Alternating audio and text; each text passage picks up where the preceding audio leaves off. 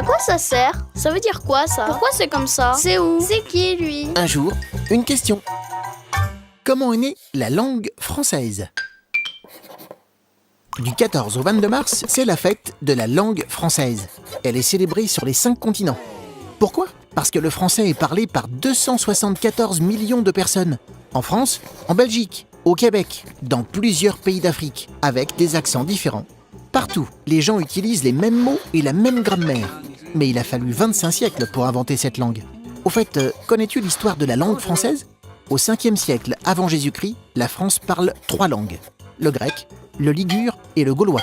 En moins 50, les Romains envahissent la France avec leur langue, le latin.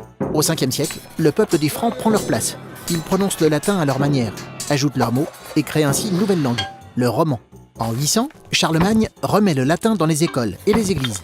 Alors, les gens cultivés parlent latin et le peuple roman. Au Xe siècle, le roman a pris des centaines de formes différentes dans les régions. Pour dire oui, les gens du Nord disent « oil », les gens du Sud disent « hoc ».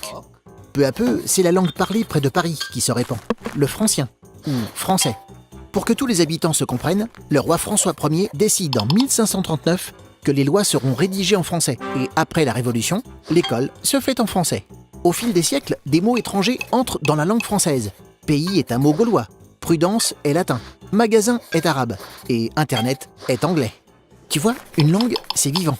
Ça grandit tout le temps. Tu te poses des questions? Nous, on y répond.